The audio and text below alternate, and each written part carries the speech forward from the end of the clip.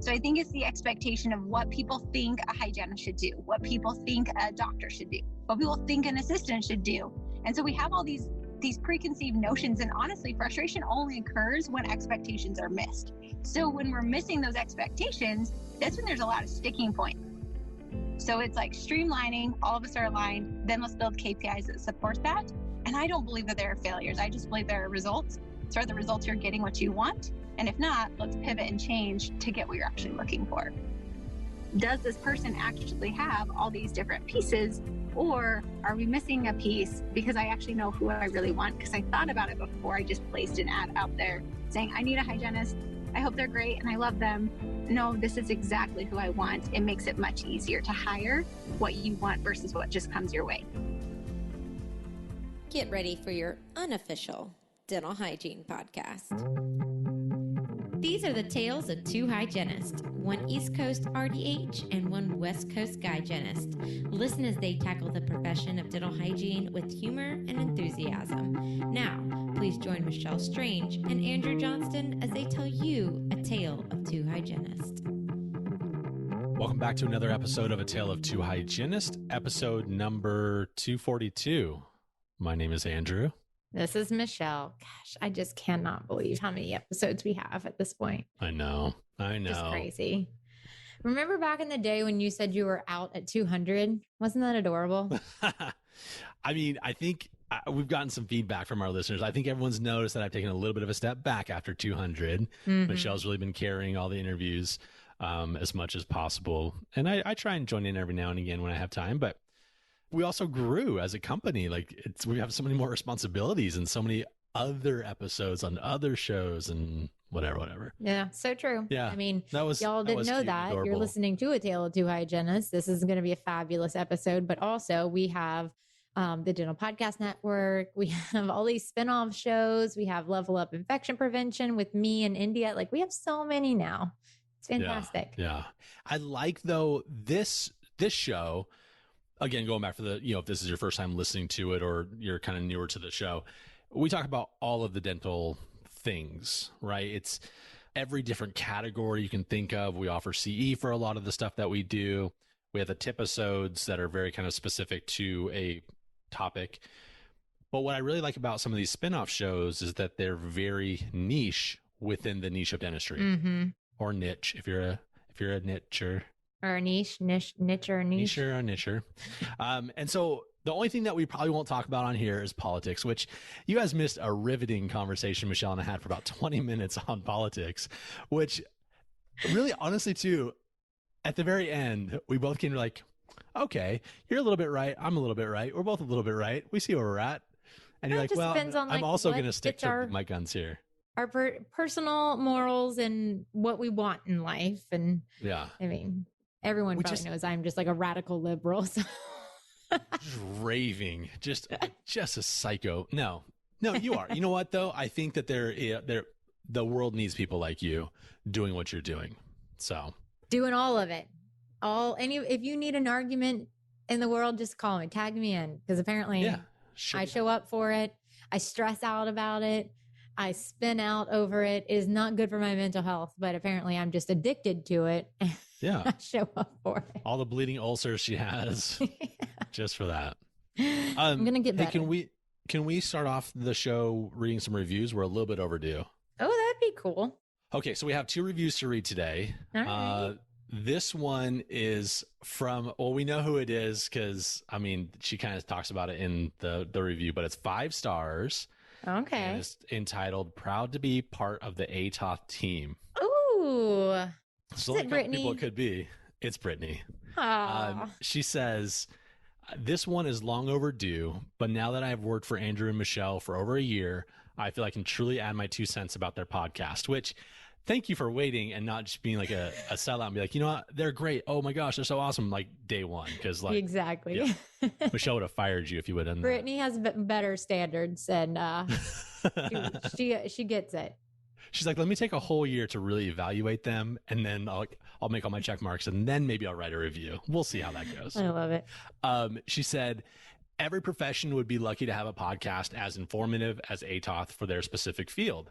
Having seen the amount of hard work that goes on behind the scenes to to plan, record, and bring all this amazing content to the table, I can tell you that it takes a village.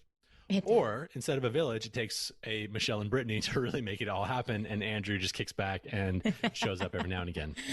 She goes on to say, she wrote a really long review, which thank you, Brittany. You're great.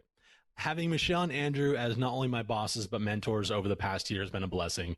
When you work for people that are good and care about doing good for their profession, it is really special and inspirational. Keep up the good work, guys. I'm not crying. You're crying. You're crying. You're crying. I'm not crying. Brittany's crying. Oh, we have such a great team. And anybody that knows and has followed us since the very beginning of this, it was me and Andrew doing this, winging it every week. And then we started to grab some structure. We started to get a little bit of a following. We did not get paid for this. We still don't get paid for Yeah, let's clarify that. Let's just clarify that. This is all of a labor of love. There is an income, but it goes to our team. It goes to our team and to build this company. But we love every minute. Well, I'm not going to say that because no, I don't love every minute of it. Sometimes I'm like, oh my God. Most minutes though. Most minutes. I'd say like 97% of the minutes. But there's some moments where I'm like, well, we talked about it last year. I was like, I can't do this anymore. I'm done. Yeah. But we pivoted and we learned some things. Gosh, growth is so much growth sometimes. But it went from you and I editing every single episode, writing all the show notes, doing all the things, posting it, the social media, all of it. And then we were like, if we're going to grow, we can't be doing all of this. And then we got an editor, and then we got, I think Lacey came on first. Can we just talk about Podigy for a quick second? Podigy is our editor. Riley and Daniel are killing it. And whoever else is on their team, sorry if we don't say everyone's name, but those two have really been like just a dream to work with. They're so good at their job. They make us sound good every week. They do all the show notes. They would even post it for us. So if you guys are looking to do your own show, Podigy is a great company to work with. Yeah, we're big fans. And they help us a lot of times, and they give us feedback. They take feedback. It's so great. And then we brought Lacey on, and then we brought Brittany on. We've had just an amazing team. We are now, we always joke that we work for them. Like we work for them. We just show up. It's a well-oiled machine at this point. And man, I'm super proud of all the things that we've created in the team that we have. Like, it's amazing. But actually, you know what? I was having a moment, and a friend reached out or was like, how's it going? I don't know if you can see this piece of paper in the back here. There's something called a life map, and I suck at it. And I'm trying to do this little project that was given to me to see like these moments in life that have like created who I am and whatever. I'm not doing a good job of it, but they reached out, and I was like, I'm just having a rough week. And they're like, do you need to vent? And I'm like, it's just all of 2020 for me right now. It's like COVID and Black Lives Matter and equality and this election and rude hygienists and doctors who don't appreciate auxiliary teams and hygienists that don't appreciate their doctors. Like, it's all of it.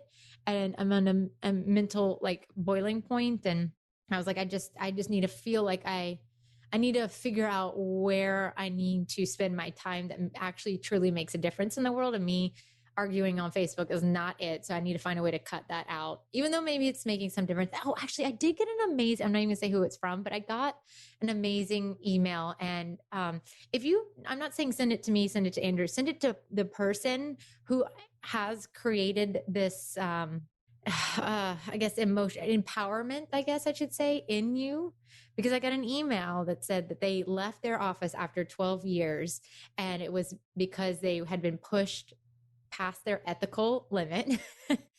And they were like, I just want you to know, you have always had very high standards for who you are, who you practice with, who you work with, all of those things. And I kind of channeled you when I left. And I was like, that's amazing. I would never think that I would do any of that for any human in the world.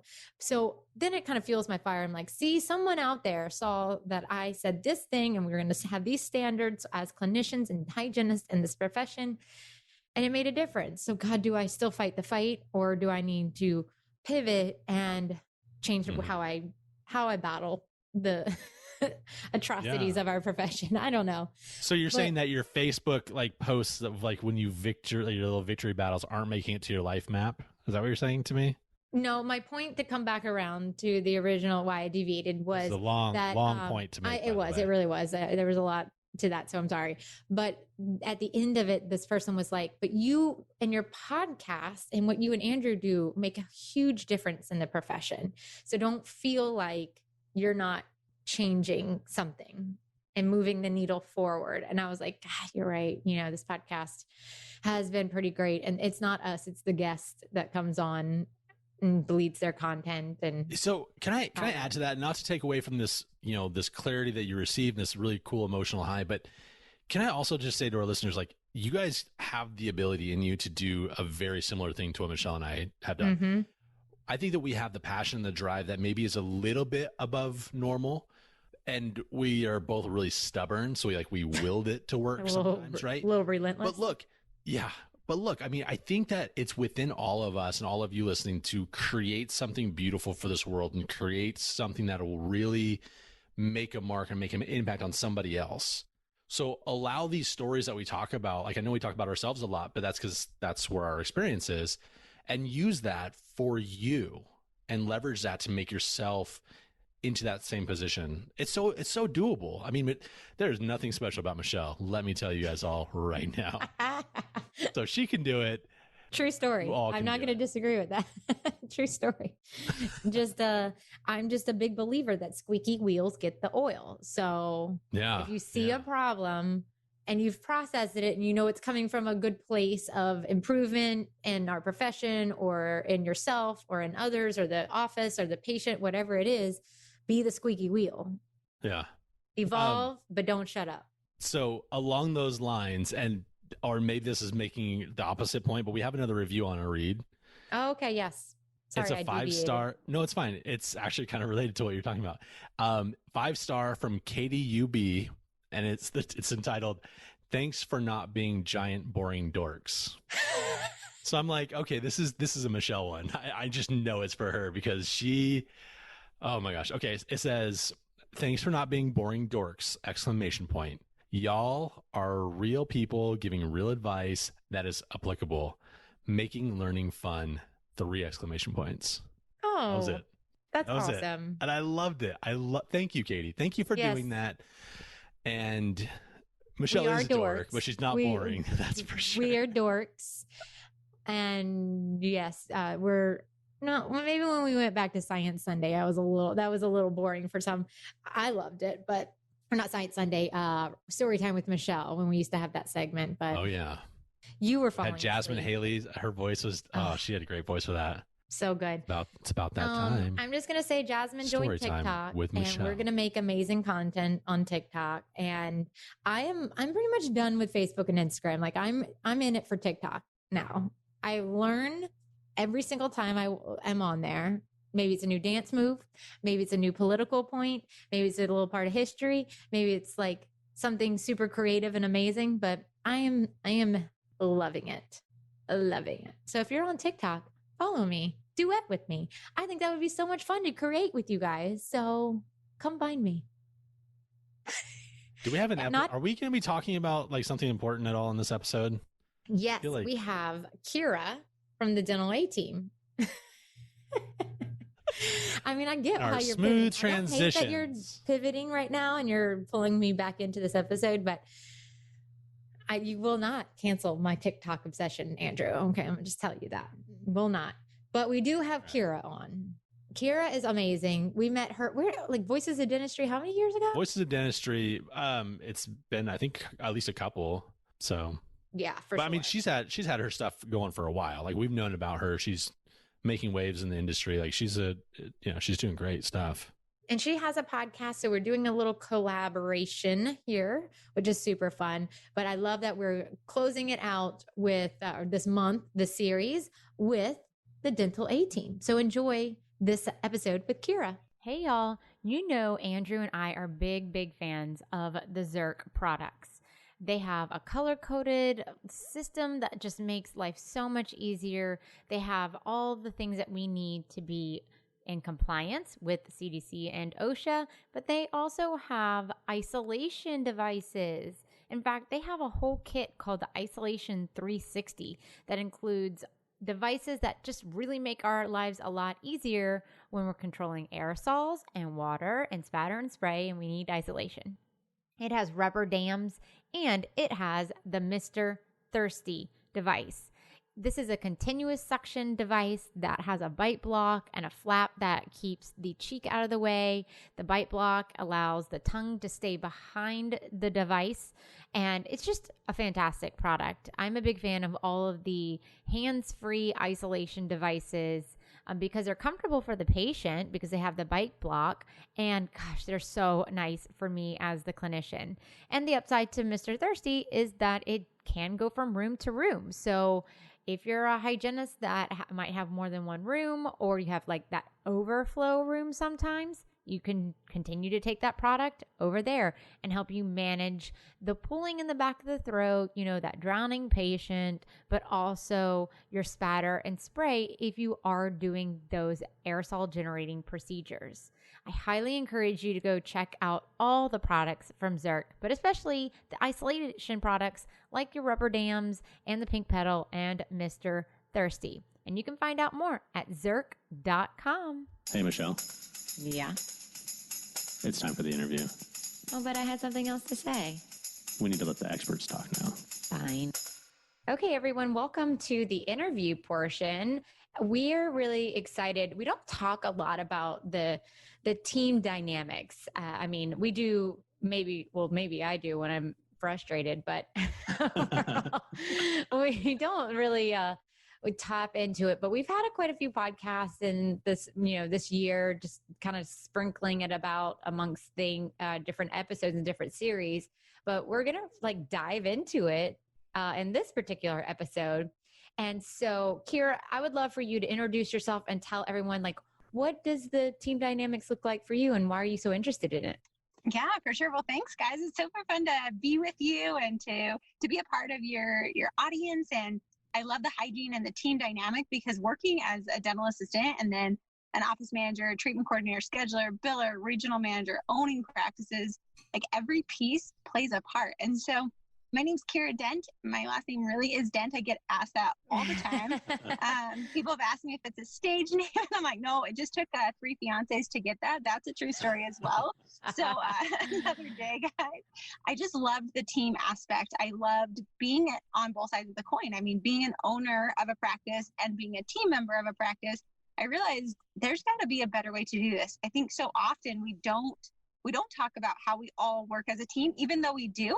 And so that's why we made the Dental A team. And so it's really about bringing doctors and hygienists and dental assistants and every piece of the practice together to have a fully functioning team that moves in the same direction. So when we go in and coach offices or we're working with offices, we're constantly looking at how can we get everybody on the same page to run together to make it easier for each other instead of working against each other, which I think a lot of offices do, not even intentionally. So, hygienists could be jamming it, rocking it out, and the dental assistants don't see it. I mean, I remember even in an office, people said how come our hygienists are in our same office bonus structure? And I said, well, because they get your patients numb and tee up treatment.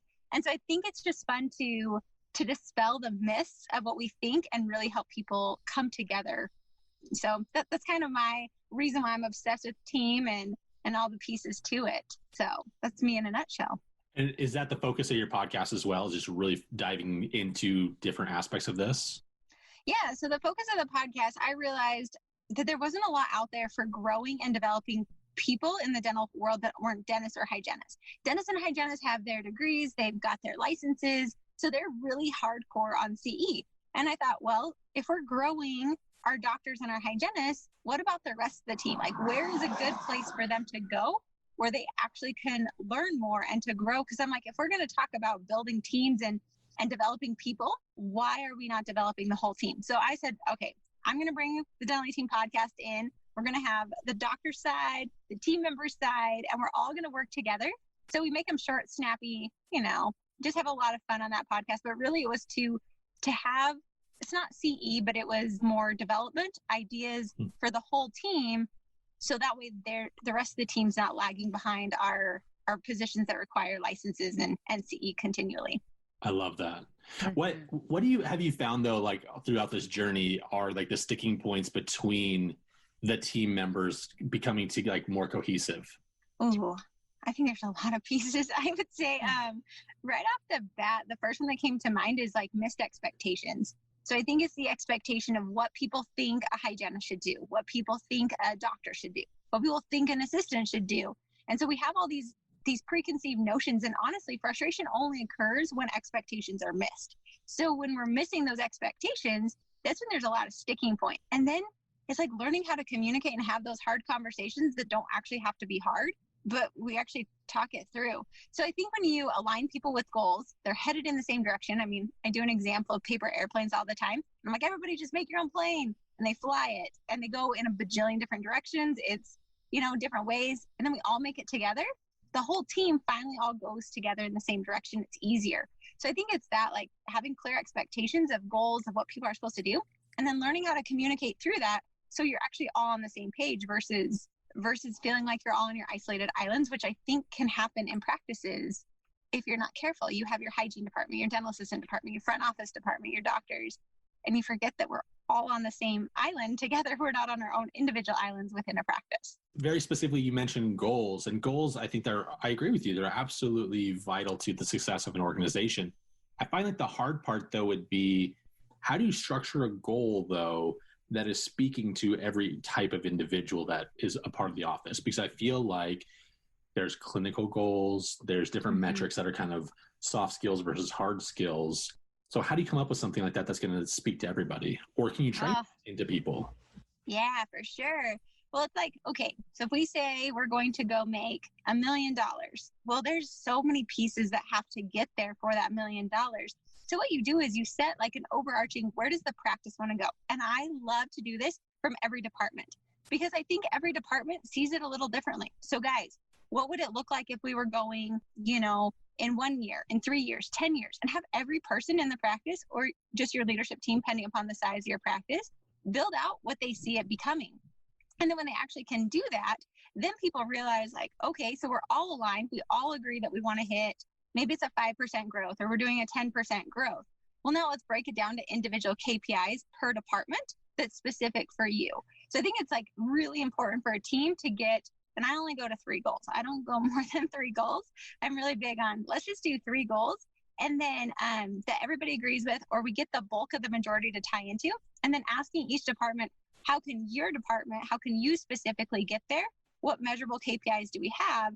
And then it's easy because now we're all focused on the same 3 goals. We're all looking for how we individually can bring that to the table, and we're able to just to rock and roll that way versus, and there's so many pieces, but I think that actually because there's so many pieces, offices can get hung up on focusing on too many things that actually don't move the needle forward.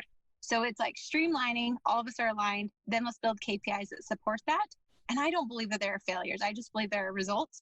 So are the results you're getting what you want? And if not, let's pivot and change to get what you're actually looking for.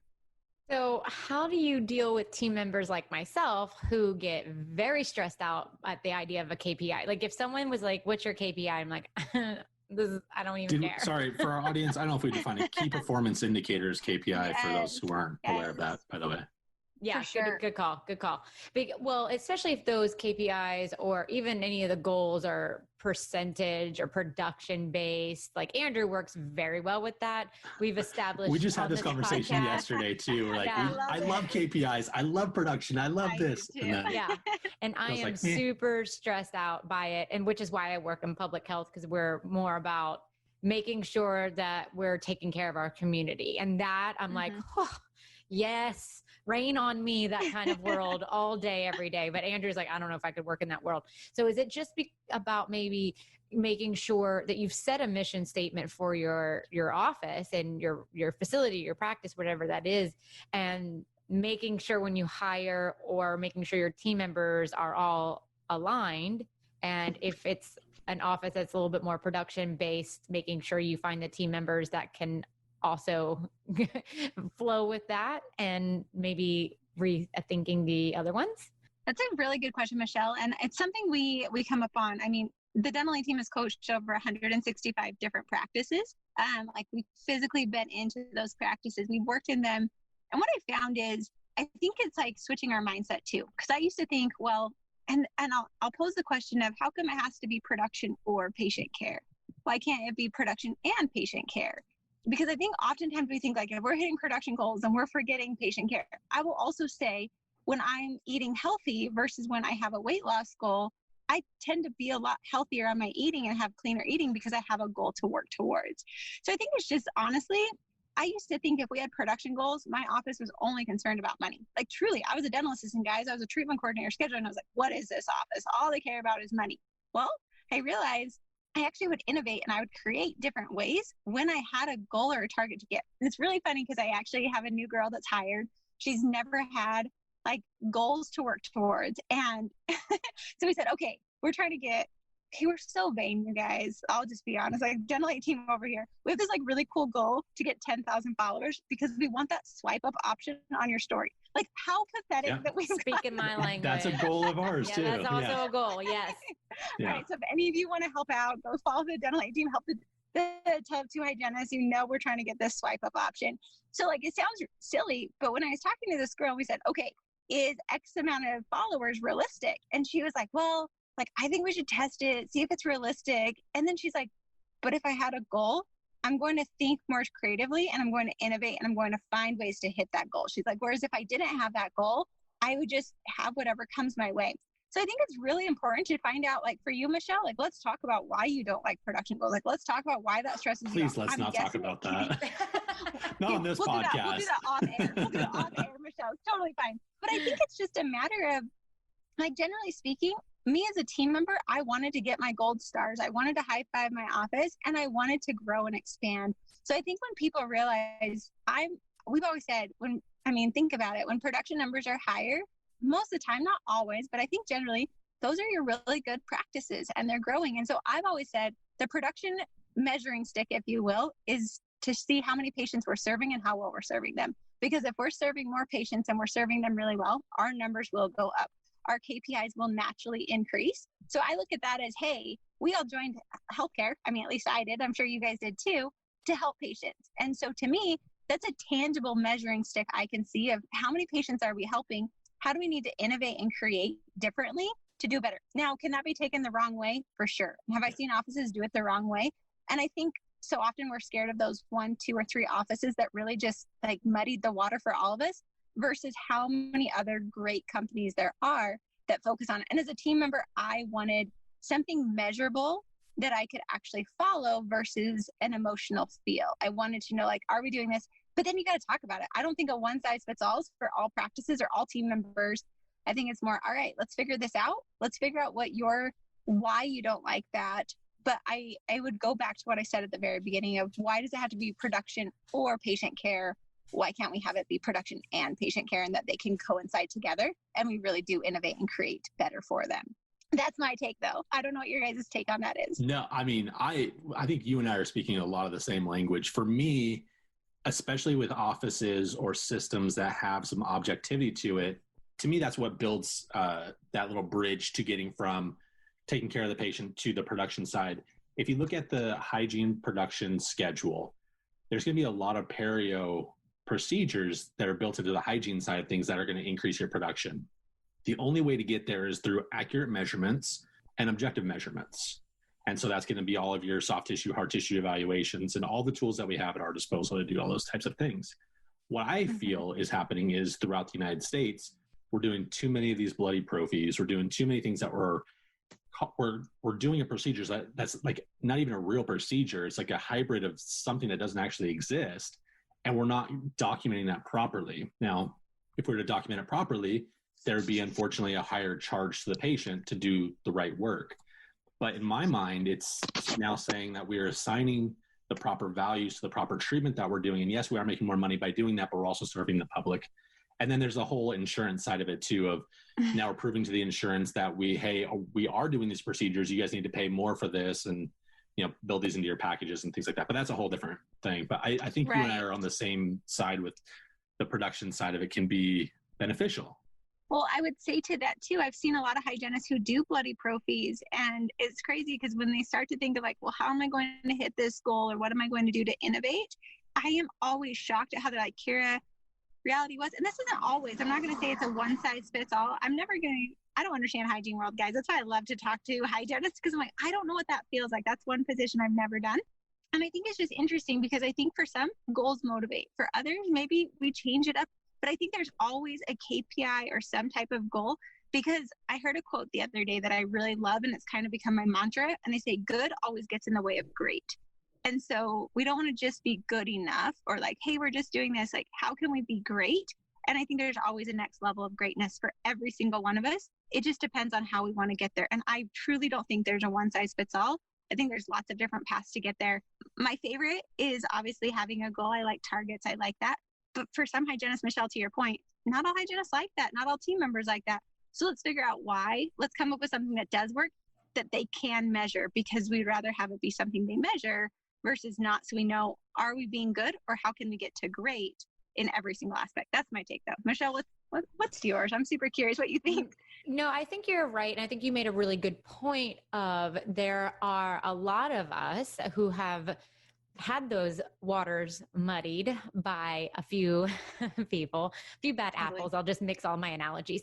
A few bad apples have, created this like muscle memory, and we get this knee-jerk reaction when we hear goals in production, because it was, if you're not selling X amount of whitening from the hygiene room, blah, blah, blah, blah, blah. And I'm like, but no one needed it. Like, they all had period. I'm not even talking about whitening. Or if you're not diagnosing the need for a crown, X amount. I'm like, those kind of goals, those make me start itching and like get hives. I'm like, how can you give me that as a metric when you don't know who's sitting in my chair? Because that's not need-based. That's, your production, it feels greed-based, not need-based to me. Yes, no, absolutely. Yeah. That's kind of where I'm at. Like, and I'm also personally, I'm trying to work along my own, I guess, self-awareness of my reaction, because there are certain situations that happen like that create this visceral response that makes me either put a wall up or lash out. And I know, and I work for a group now that is not like that. They are, need-based. It's fantastic. And that's where I thrive, but I didn't realize those people existed. Yes, for sure. And that's honestly my zone on the dental A team is, I'm like, guys, like, let's positively impact the world of dental. Let's change some of those yucky things, just like we're trying to change dentistry. I mean, you think about, we have all these patients that are coming in that hate the dentist, and we're trying to change their minds to remind them that, hey, there are hygienists who aren't terrible, I had a friend, he's like, they use the iron hook on me. Like, they don't use an iron hook. Like, oh, that's a good one. I like that one. I laugh so hard.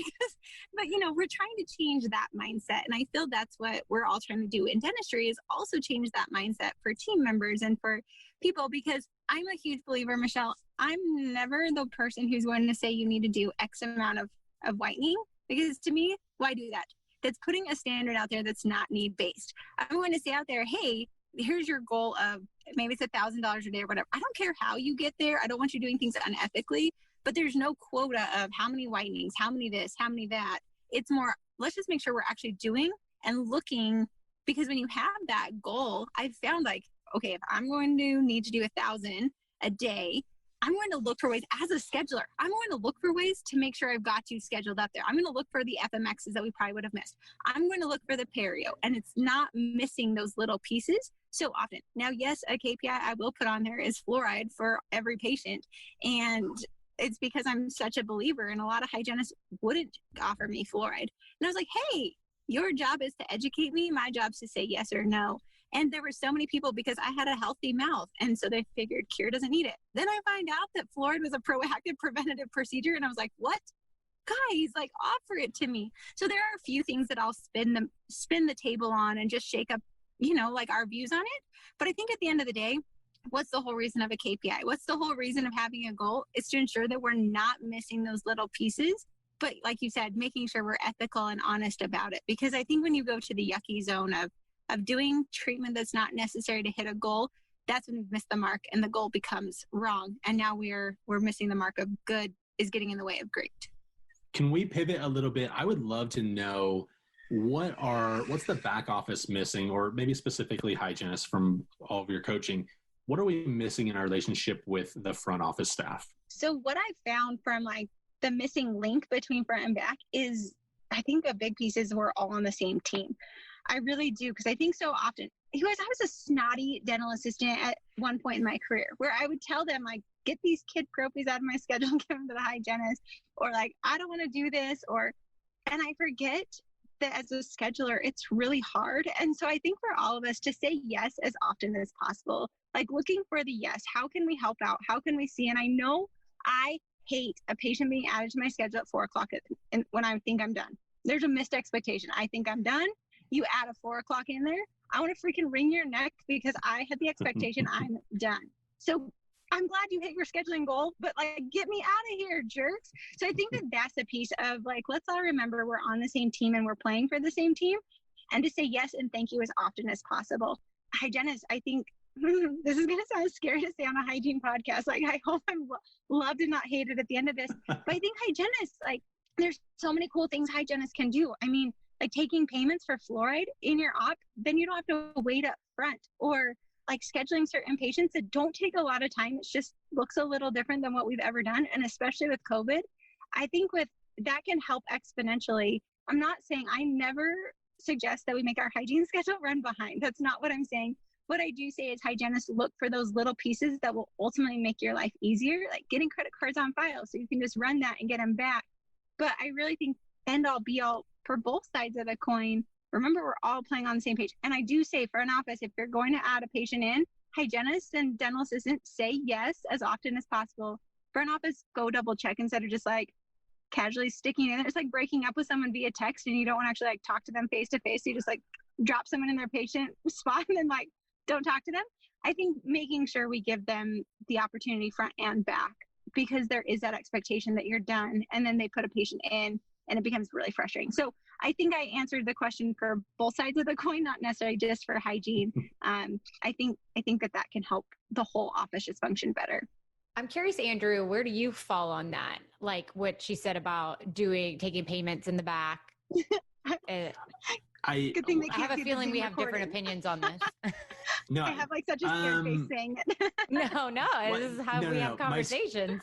My scared face was more of like, look, my business model is different. I can't really talk about our business model on air. It's just kind of a thing I can't do. But hypothetically, yes. Hypothetically, in an office, if I was working in private practice or whatever, I am so pro team that I think that it'd be fine with me to a certain extent. What would bother me, I think, is if the expectation then gets shifted towards, oh, Andrew's always going to be doing this, not as in he's just trying to help out the team and he's being a good team player. You mentioned it multiple times, Kiera, like the expectation thing. I love being helpful. I love doing that extra little bit when it's not really expected of me to do to help everyone else out. But I just don't think that should be a part of the hygiene appointment, if that makes sense. For sure. And it's got to be a whole office where we talk about it, because I think saying like, hey, hygienist, we're going to have you start taking payments because we heard this cool podcast. So like, just do it. Like vomit. No way. Because you don't have buy-in. You haven't heard their side of it. I will say I'm very pro every person in the practice looking to say how we can say yes versus how we can say no. I think we're so programmed to say no. Like, nope, that's not going to work. Nope, I don't want to do it. Nope. And so I think if we all realize like, hey, could this be a better patient experience overall? I know like it's totally untraditional and it's totally foreign, but I also think you guys, so often I've seen this and I was guilty of it myself, where I did not get the buy-in of my team before I executed an idea, and therefore there was the resentment. The only time there's ever frustration in this world is when expectations are not met. So get your team on board. It doesn't mean, I mean, honestly, Andrew, if we had a conversation and you said, okay, great, like we can take payments for this, got it. Even though you might not necessarily want to initially or later, that's fine. But you know there's a conversation being had, you're giving buy-in, and therefore we're not having a frustration occur. And I also think it's important to say, like, we're going to try this for 6 weeks, and then we pivot. I mean, you guys do SRPs and bring them back in 6 weeks to check. That's why I do this whole, let's do it for 6 weeks, check and see. It gives us enough time to have a result. But I'm really, really pro don't just expect your hygiene or any department to do certain things without having a conversation with a set time frame of how long it's going to happen. And then we check to see, are we getting the results we're looking for? Or if not, and let's pivot until we do. I also I really like the idea that you said, though, is like, if the credit card is on file and it's an easy step and it's okay, I've already educated the patient on what's going to be happening. They're fine with it. And all I have to do is click a button to generate that for their statement or whatever. No problem. That part's really easy. Totally. I think it's harder if you're saying, okay, Andrew, here's a square that you're going to put on the phone, and then you're going to swipe their card, and then you're also going to have a cash drawer, and you need to give out change. Like that stuff starts to become really daunting. Also, but if you made it easy, could you also scan their groceries while you're at it, and check on their mileage? No. Exactly. But yes, and I'm super pro. I think because I'm an outsider and I don't work in the practice right now, it helps because I can see, okay, how do all the spokes of the practice work together in harmony? And let's find the most efficient, effective way. Because honestly, hygienists, I hear it all the time. We freaking hate going up to the front, standing in line for our checkout. We have a patient and I'm like, if I could just help you find a way to run that $30 for fluoride, you're already done. Why do you need to stop up front? They're done. Get them out of there, get you guys moving on. And so it's always from an efficiency, effectiveness point of view as well. So agreed. It should never be something where we're like, all right, hygiene, this is what you're doing. You're like, whoa, let's talk about this. Let's clear those expectations and minimize that frustration. Absolutely. I struggle with it. Okay, let's hear it, Michelle. I love this. I struggle with it. I think, yes, from an occasional, like all of my sterilization is done. I also flop between two rooms. That other room is taken. Like there's just so much back stuff that I need to, and now that I am so in like up to my eyeballs in infection prevention, I'm like, there are so many things not getting done in an office that me running a credit card, that would be so far down the list for me. Correct. However, if I had like the sterilization was all caught up, all my instruments were wrapped, all the stuff was cleaned up, and I was just like sitting and chit chatting because the doc was running late for an exam, and I've got 100%. I'm like, hey, let me just make this go a little faster so we can get you out.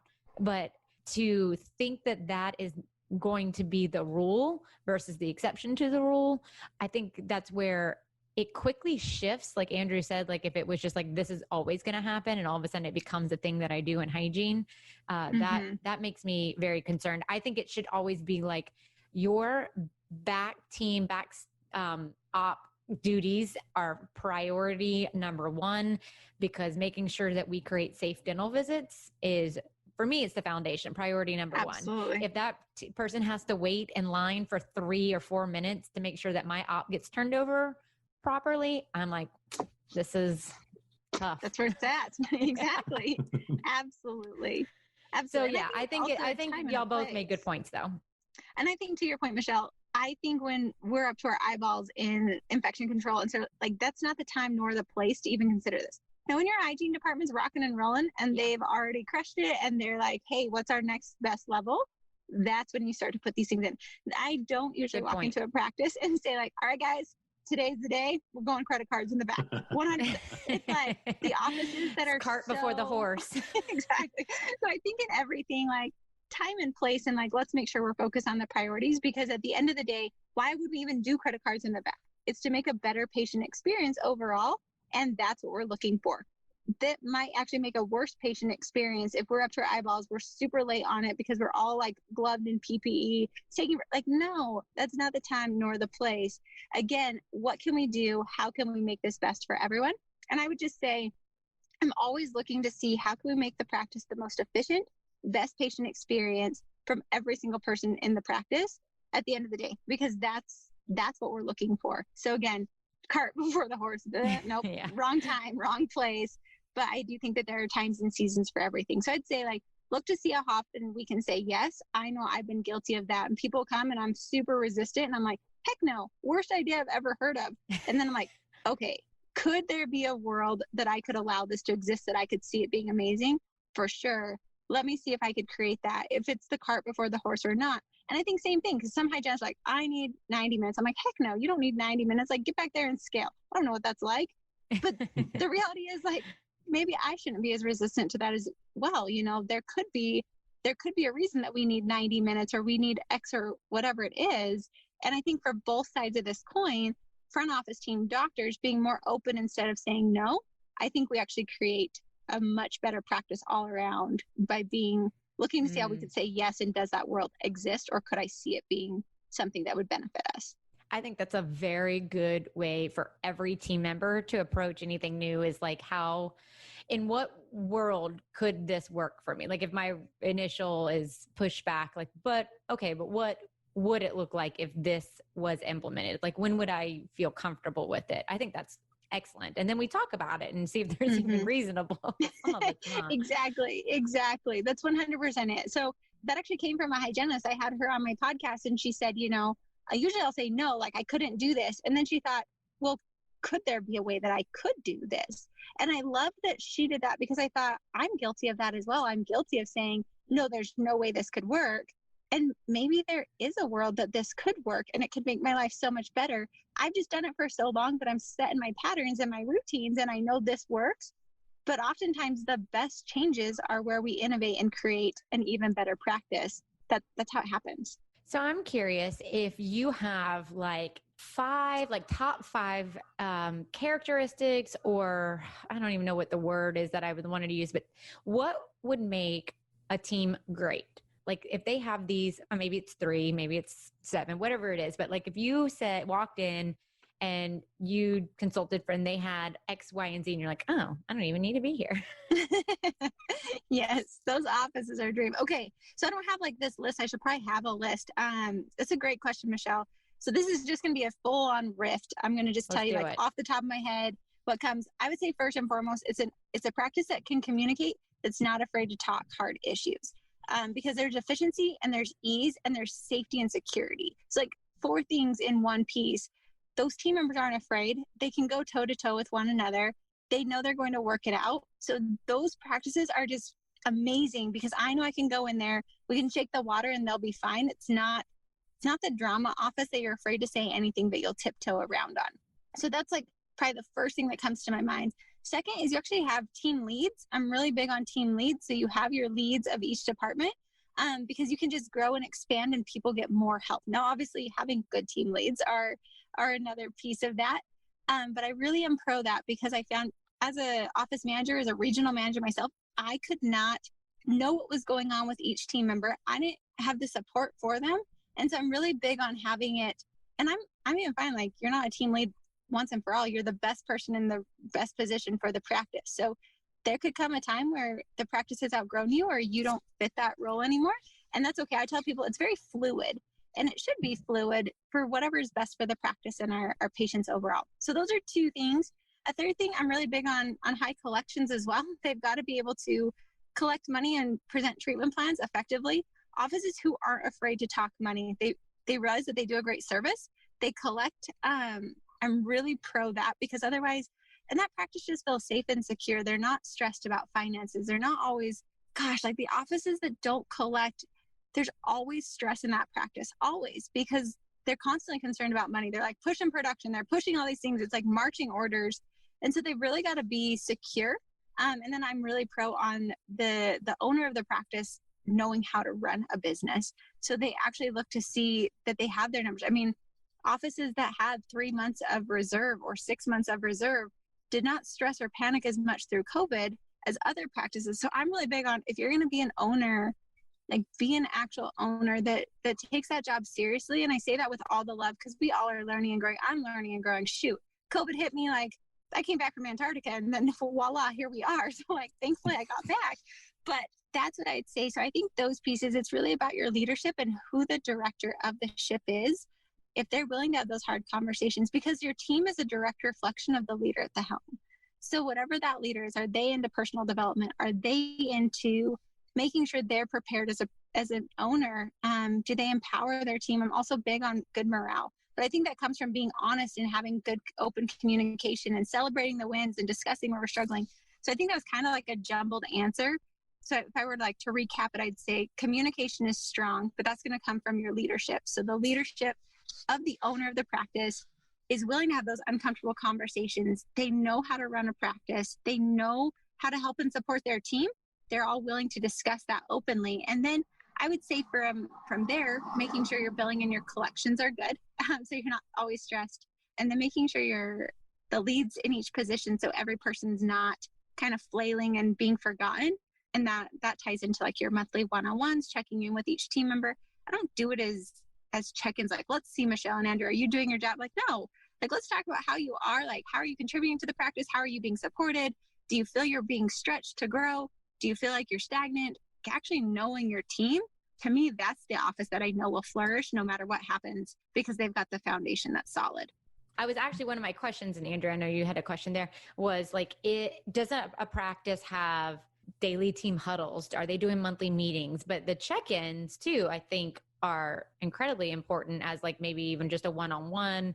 Mm-hmm. And from a personal standpoint, somebody talked about that. I don't remember what interview that was that we had, Andrew, but they were like, I check in and see if I know my assistant is a single mom, and like, how's it going? Or is there anything that I can do to support you? Because when they start thinking about like, my kid's not doing well, blah, blah, blah, like that, it flows into work. And, just checking in and like knowing like, okay, she's had a bad month. This makes sense why the behavior or the attitude or the absent-mindedness sometimes has been there. But I was just thinking, like, is it a huddle that they do every day? Is it a team meeting or a monthly meeting that they do pretty often?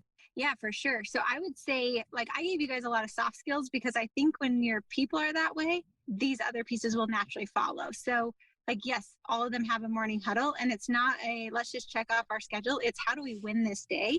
And we actually use it as a huddle. So it's not like, great, I'm seeing Sally at 10 and I'm seeing Kiera at 11. Like, no. We're talking about like, how do we win this day? And what does that even look like? And every person on the team knows, how do we win this day? They have weekly leadership calibration meetings. I'm huge on the book Traction for Offices by Gino Wickman. That will walk you through how to run a level 10 meeting. And I will tell you, from someone who ran a lot of meetings that were not a level 10, like, this is really helpful. It walks you through.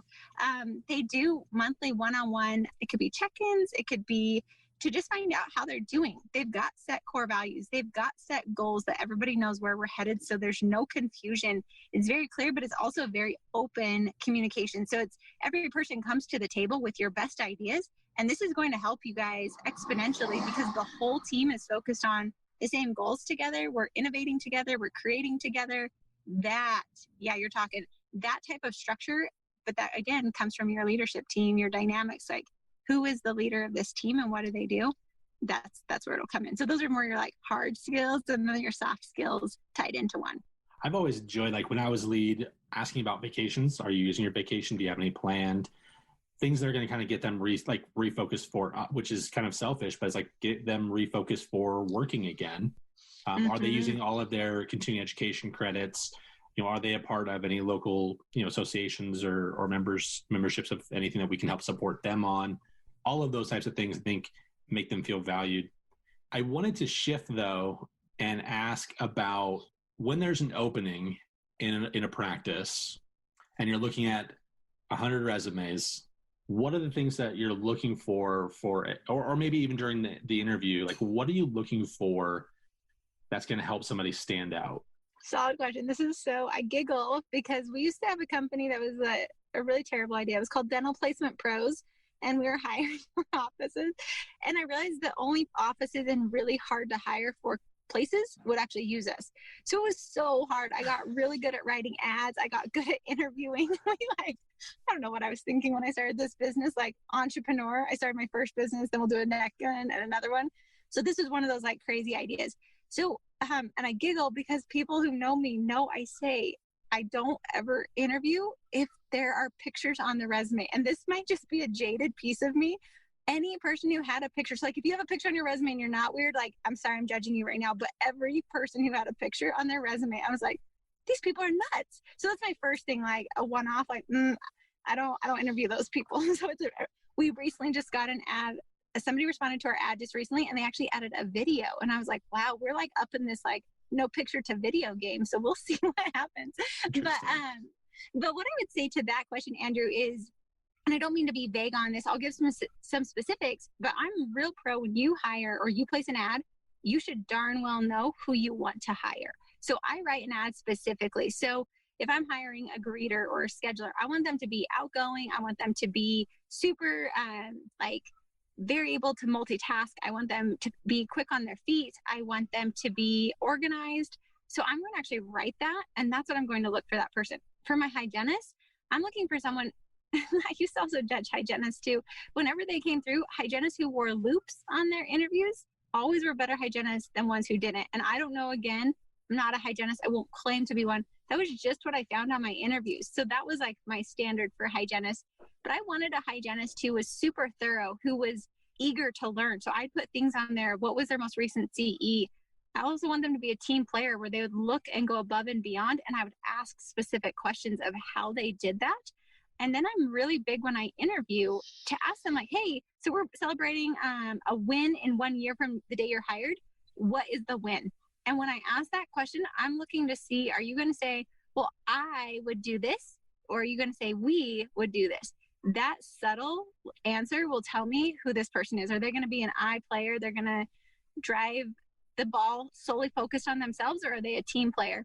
So that's what I'm really looking for. I'm really big on, I want hygienists who are incredible, that they'll run their own schedule, that they love to be proactive. They love to take care of their patients. They have incredible patient bedside manners.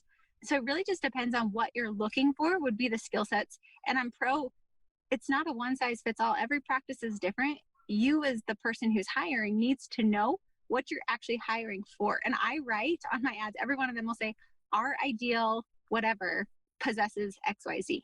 Because then I know, and I can go back to that when I'm interviewing, does this person actually have all these different pieces, or are we missing a piece because I actually know who I really want? Because I thought about it before I just placed an ad out there saying, I need a hygienist. I hope they're great and I love them. No, this is exactly who I want. It makes it much easier to hire what you want versus what just comes your way. That's some really solid advice. Surprised you said that about the picture though. Because yeah, we actually we've had opposite. We have the opposite. We have a lot of people telling everyone to put the pictures on there, and actually, my CV does have my picture on there. Andrew doesn't. I'm telling you, it's so, and that's what I'm saying. Like, I don't know what it was when we went through this spat. It was about 2-ish years ago that we interviewed so many people, and it could be changing now because I mean now there's like TikTok and there's all these different things. So I think before you know it, I think you're going to have a video resume that you're going to submit versus a paper one, so people can get to know you.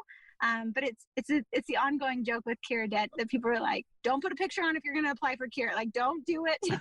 Granted though, like doctors, associates are a different spin because most of them, you want a picture of them on there. So it's all this weird world. So I think it's pick whatever you want. I think you'll be okay either way you go. Well, yeah. And, you know, honestly, if you're a person who thinks technology is amazing and video is amazing, and you go into a practice that's like, the hell is there a video link on here for? Like, what? That's probably not going to be your practice. But if somebody was like, oh my gosh, they have a video link, they know how to edit, they know how to put the stuff together. Like, that is my person. So, I mean, exactly. And same thing for people who are interviewing. Like, I also think when you're looking for a job, like, do the same thing. Know what you want your practice to have. So you're equally interviewing this practice. I don't think when we can let go of like a desperation of we're so desperate to hire somebody or we're so desperate to get a job, you actually get the job that really does fit you like a glove. Because you're intentional about it and you're going to find that because you're looking for it. So exactly. I think it's just, we have a joke about it, but like you said, there might be an office and that's what they're looking for. And the only thing is if you're putting a picture up there, do not have your Snapchat picture. Don't have your filtered parts around it. It needs to be a professional headshot picture. Yeah. It's crazy. I always think like, it's fine. I'm like, no, we're not talking the filtered one that you dolled up. Like, we're talking just a professional picture. So yes, absolutely. That's what I say. Hashtag no filter, y'all. So I have one last question before, as we close out to our podcast right now. You mentioned about like getting the buy-in, and one thing that popped into my head was the person who is going to the CE courses, the person who's going even in the front team, like, oh, I found a new a way to file insurance or a new software or whatever it is. And how do you get that buy-in from the rest of the team? Because, I think we've all experienced this where our doc goes and gets this crazy, well, maybe it's not crazy, but they get this, a lot of CE, and maybe they went and they bought this thing, and now we like show up on Monday and they're like, hey, this is what you're going to be using now. I'm like, what? Where did you even go this weekend? Yes. Like, I didn't even know you were going to CE. Now I got a whole new protocol to follow. Like, no. So how do you go and learn and grow? And when your team's not there to hear the message, get the buy-in from the rest of the team? I say don't overload your team, because complexity is the enemy of execution. So if it's too hard, your team's not going to execute on it. So let's make it simple. So I think if you're going, maybe have a meeting. Say, hey guys, I'm super jazzed about this. I learned about it. Let's talk about how you think we could implement this. So it's no longer like we're implementing it, but you guys tell me how you want to implement it. Maybe we don't implement it this month. Maybe we implement it in 1 or 2 months, because that's a better time. We can set things up. And that's how I am when it comes to getting team buy-in. I'm really pro, like, actually make it a true plan, because you're going to get better results as opposed to just this like haphazard result. And you're like, wait a second, that's not what I was looking for. Also, teams, look again, like we were talking about before, how can you say yes? What's the world that this could exist in? Maybe it's not today, maybe in say like 2 weeks. So I'm always like, I love that idea. Right now, we've got a lot of projects. Let's implement that maybe June 1st. So that way we have time, we have a runway, and it can execute really, really well. And doctors, I know as a business owner, you want to implement today, because you think this is the magic sauce that's going to change your whole life and your whole team's going to be way better. Bottom line is, it's only as good as the plan is to execute. And so even though this could change their world, get your team to help you. They will know. And if they're the team that really loves you and supports you, and they're on your team truly, they will find a plan that will make this work, and it will be far better than you could have ever imagined. So that's what I say for team buy-in. It doesn't feel great when you come back from a CE. I've done this. I'm guilty of it. My team, I'll come back. I'm like, oh my gosh, I went to Tony Robbins and it was the best thing. And we're going to implement this and this. And like, what just happened? Like, you just spun us on our heads, and we did not participate in that rah-rah pep rally. No thanks. I'm not excited. And so it's like, got it. Here are the ideas I do want to implement. Let's come up with a game plan of how we can do this, so you guys are on board with me. And I think that, again, why is there frustration? Because there weren't expectations that were met. Michelle, why were you like, what? No, because your expectations, I'm coming to work, we've been doing this. Doctor's expectations, you're implementing. You're like, my expectations, no way. Therefore, there's the frustration. So really, and I think all things can happen. It's just a timing piece of if it's going to happen really, really well and you'll get amazing buy-in, or if you're going to have resentment to where no matter how great of a product or process, it actually flops because you didn't get them to buy in. Well, I think that was an excellent place to give everybody your information so they can reach out to you and listen to your podcast, because this was such great advice and really fun. So I'm sure they can go find way more of this kind of content with the Dental A team. So how do they find you?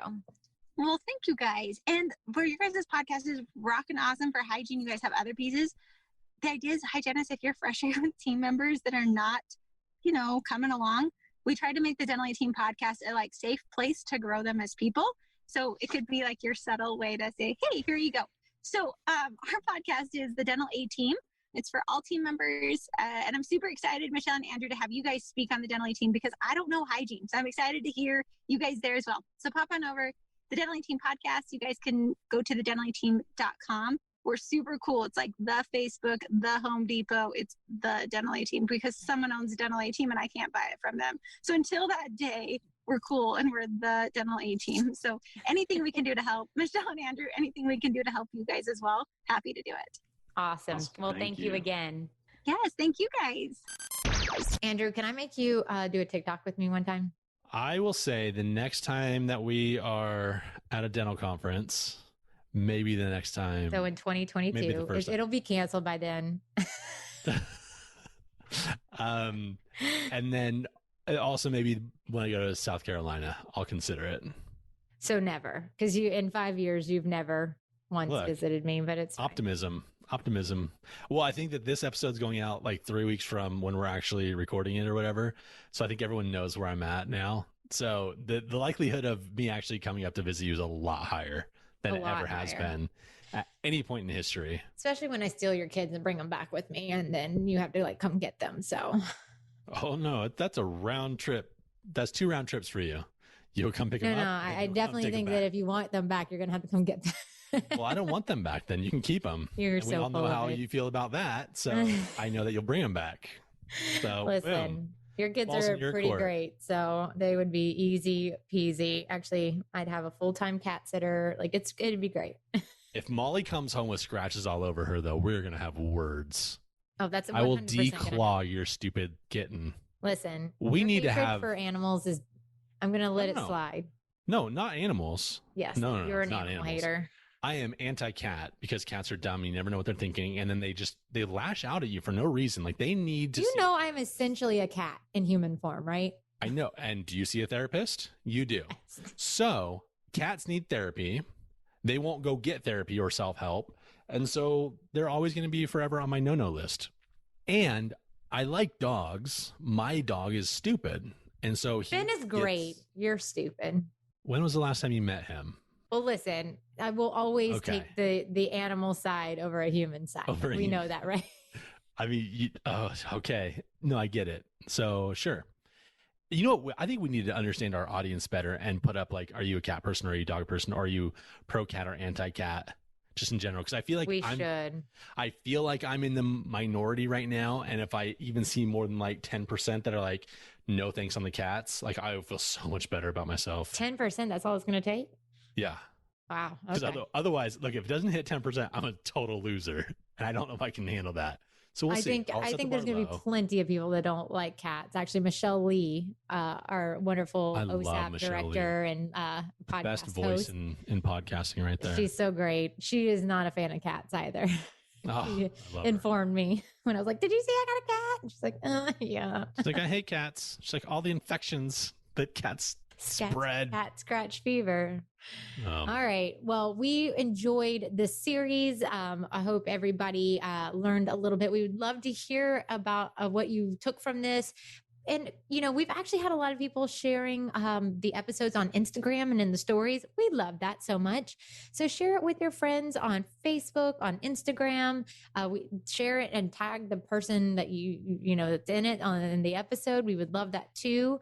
But thank you so much for your support. And if you haven't already, go check our show notes because there is a spot for you to rate and review us. If you have any questions at all, you can definitely reach out to us at a tale of two hygienist.com, where we have a newsletter. We have Science Sunday, where we review articles for you so you can take them back to your clinic if someone's like, I don't think blah, blah, blah works. I'm like, we probably have an article on that. And we also have Chairside Chat, where we give tips and tricks. We have an infection control docuseries. We got all kinds of stuff. Lacey's writing blogs for us now. I mean, we got stuff. So check that out at a tale of two hygienist.com. And if you don't already, follow us on Instagram or Facebook. We would love that as well. We're almost at 5,000 on Instagram. Organic. Do we need to be 10,000? So it's a swipe up thing? Yeah, we need 10,000. Like, so we're a hot minute away, but we have not purchased any followers. We have not done any of these Instagram pods. So I'm super, super happy that everybody has followed us just because they genuinely want to. That's so dumb. Oh yeah. It's a thing. But yeah, thanks guys. Thank you for all your support. Authentic. Anything else? No, I'm good. Have a great week, everybody. Bye, y'all.